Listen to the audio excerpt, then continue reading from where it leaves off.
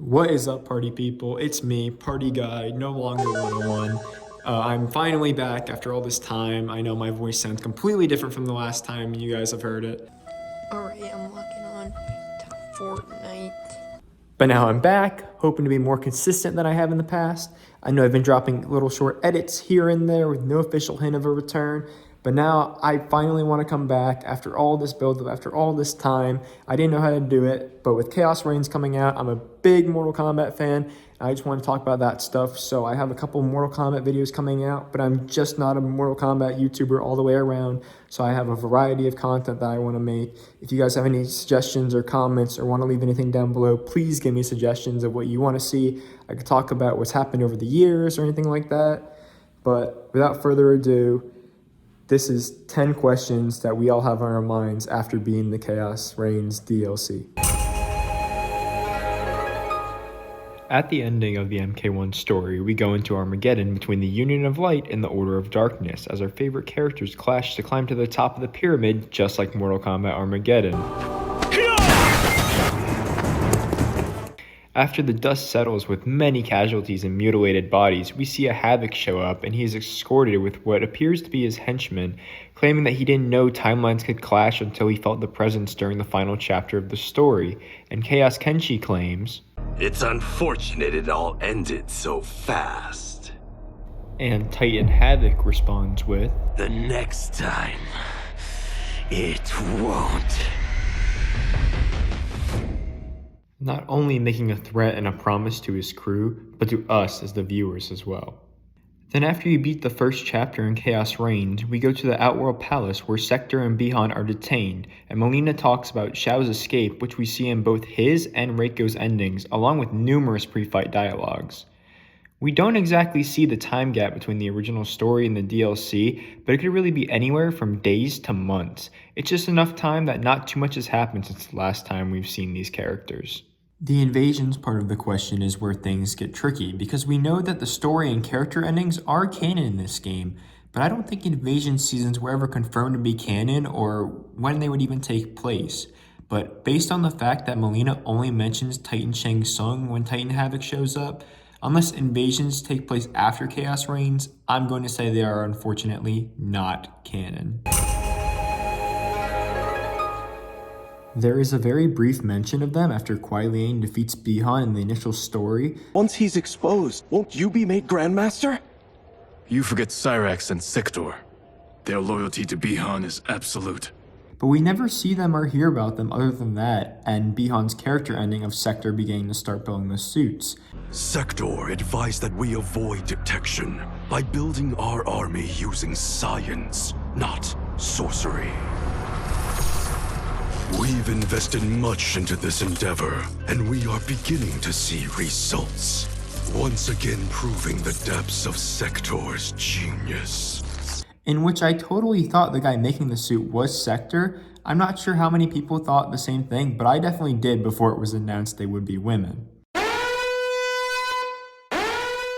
I actually don't have a problem with Cyrax and Sector being women. I think it's an interesting new twist on the classic characters. But as someone who's always liked Cyrax more than Sector, I can say that the story made me like Sector more than Cyrax. I just feel like Sector has so much more potential and so many more story elements, especially with the fact that she's Madame Bo's daughter. Meanwhile, Cyrax is a new initiate that has a past with Kuai Liang, and we don't get much more than that other than that she's a Zyke. In prior games, and even possibly the new live-action Mortal Kombat movies, Bi-Han turns into Noob Saibot after being killed by Scorpion, usually after being manipulated by Quan Chi. This time, however, as Titan Havoc is leaving to return to his timeline, Bi-Han has the bright idea to charge towards Havoc and take him down himself. After all, it's not like Titan Havoc just won a 3v1 situation, including taking down the god of your timeline or anything. Anyways, Titan Havoc captures Bi-Han, and instead of killing him right away, he shares his master plan for his vision of all timelines and alters Bi-Han from Sub-Zero to Noob Saibot. But all we get to see is a bunch of needles coming out of Titan Havoc's crown before the screen cuts away just as he's about to begin and we hear Bi-Han scream. How exactly did Havoc turn him into Noob Saibot? When we first see Noob revealed, he says, "You sound like Bi-Han." I am he, though not as you remember. What did Havoc do to you? He perfected me, baptizing me in chaos. And later in the story, after Liu Kang mends his mind, he says, He knows what I know. When my mind was broken, it became an open book. All my knowledge was laid bare for Havoc's inspection. did the needles just stab into his head, injecting him with chaos and just let Titan Havoc know everything like a hard drive? Or is there more to actually what we know up to that point? In a few intro dialogues, we get confirmation he was actually killed, with one being with Quan Chi and the other with Natara. Titan Havoc killed you before making you into this? You should all be so fortunate. You were the one they called Bihan? In life and in death, I am him. But still, after hearing those two intro dialogues, we still remain uncertain about how Titan Havoc may have killed Bihan. No offense to Takeda or anything like that. Takeda is cool and all. I know he's a DLC in the game, so they feel they need to add him to the story and everything, especially after his little cameo alongside the other Kombat kids, only to be slaughtered in seconds. And Chaos Takeda looks cool and all, but why is he one of Havoc's top men? Like, what went on there? Did Titan Havoc travel to Kenshi's timeline and was like, I want chaos? And Kenshi was like, me too, but I have a son. And then they raised Takeda to be born into Chaos life with Titan Havoc and Chaos Kenshi, teaching him the ways of chaos as Father Kenshi and Stepfather Havoc. Or did Havoc just invade the realm, see chaos, and broke them to indulge them into chaos as his top men? Either theory is plausible, but still, why is Takeda here and not on the side of good or anything? We still don't have exact confirmation on why he's here or anything like that, other than the fact that he's Kenshi's cousin. Like, why didn't we go into more backstory on good Takeda, like regular Takeda that is Kenshi's cousin, instead of this random Chaos variant that it works for Titan Havoc? Where there is smoke, there is fire, but you would think this big firefight would cause smoke to be there, but you'd be wrong. I'm sure everyone can headcanon why smoke isn't in this shot, but I feel like the fact that some characters are there and others are not is a little strange. Unless in a possible future upcoming DLC, we can see what the rest of the squad are up to, like Melina, Katana, Smoke, Ermac, Shao, etc. Including the fact that we got characters to play as in this DLC that weren't initially playable in the regular story, but were base roster characters, means that we can still see chapters for characters like Katana and Smoke, who didn't get chapters in the initial story, but can get one later down the line if they do a Part 3 DLC expansion. I know the whole point of Smoke not being there isn't a big deal, but everywhere I see this epic shot of all Liu Kang's champions standing outside the portal, all I see everyone bring up is asking where Smoke is. He got to attend the wedding and lose to Cyrax and Sector, and then that was it. He was just missing the rest of the story. I'm just gonna headcanon that he's protecting the Shirai Ryu or defending the Empress in Outworld, personally. He is defeated, and Liu Kang insists on keeping him alive on the account that they don't know how he's connected to his timeline, and killing him off could completely destroy it. And he just lies there with no arms or legs, almost Anakin style, but worse, because he has no arms and no legs. Even though a few minutes ago he ripped off his limbs and just makes clones of himself, but we don't learn anything about him or his timeline, not truly giving us the closure on what happened to him or his timeline, or how everything was fixed and referred back to normal. It may seem like a dumb question to ask because we assume that they go back to their own timelines, but we don't get anything that happens after Titan Havoc's defeat, and if he had an effect on anything anywhere. But we do know for a fact Empress Tanya and Lieutenant Jonathan Cage were there because they pose up in the epic shot of Liu Kang with his champions. Because the whole ending is still itself an unanswered question, it would also leave us unsure if Lieutenant Jonathan Cage and Empress Tanya are still around. You would assume no, because it would be strange having variants of characters alongside their regular versions that we got to know. But you never know what happened with the storyline of having them around, or maybe just interacting with some of the characters from Liu Kang's timeline and impact them somehow. For instance, maybe Lieutenant Jonathan Cage will talk to Johnny Cage and see how much of a jokester he really is, and maybe try to make him more serious. As much as we all love Johnny Cage the way that he is, maybe it makes him more serious, like they did more towards MKX and MK11. And then maybe Empress Tanya talking to Tanya makes Liu Kang's Tanya want to have a thirst for power. Maybe she's destined to want the throne more than Melina. Who knows? I know this one's a little bit out there and I am just spitballing, but I mean, hey, anything could really happen. It is a new timeline after all, but I guess we'll just have to wait and see what they have planned in store for next time.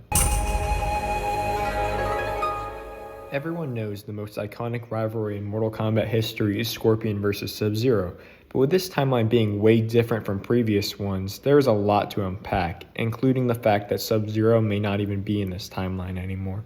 Once you beat the Chaos Reigns story, Bi-Han is to be kept in the Temple of the Elements until Liu Kang can find a way to cure Bi-Han from Titan Havoc's chaos, and that is where his story ends. Unless you get the arcade ladder endings for Sector and Noob. In Sector's ending, we see that Sector wants to exact revenge on the Shirai Ryu and Liu Kang, so she begins talks with Quan Chi, and he tells her to go to the Temple of the Elements to retrieve an amulet, but Sector sees Bi-Han trapped still in his tomb and can't fight the urge but to free him, forgetting completely about her mission to grab the amulet for Quan Chi. Noob's ending retains around him wishing to not be healed, but to stay as Noob Saibot, as he is more formidable and deadly. Then together they start plotting their plans for revenge, and Noob Saibot now leads to Lin Kuei, instead of previous timelines where they were led by Sector or Sub-Zero, whether it be Bi-Han as Sub-Zero or Kuai Liang. This is a very open-ended question, and seeing the madness that unfolded in the initial MK1 story, I really have no idea who or how the next big bad will come around. And considering the possibilities from all arcade ladder endings being canon, there's a lot being set up, such as Shao, Quan Chi, Bi-Han, Shinnok, and the big one, Onaga. But I can save my thoughts and theories for another video. For now, all we can do is hope and go off the character endings that will pave the way for what's to come in the future. Many people may not have liked Chaos Reigns, but I actually thought it was pretty good, or at least decent. But the one thing I see a lot of people talking about, including myself, is how the ending just kind of happened and everyone was expecting something more. Based on how it ended, I want to say they are setting up another DLC, but we won't really be able to tell.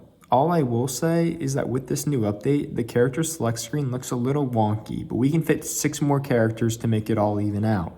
I think we will definitely get some Armageddon love, since Dagon has been teased a bit and even showed up as the head of the Red Dragon in Takeda's ending, and we even got Orin in Chaos Reigns, along with the big one being that they literally had the Armageddon Pyramid and the last chapter of the initial story. But I feel like it's been way too long since we've seen some of the Armageddon characters. So I feel like maybe we'll get some Taven, Dagon, and even maybe Creative Fighter as the MK characters. I feel like they got to go out with a bang, as this game has been all over the place, but we love it all yet the same.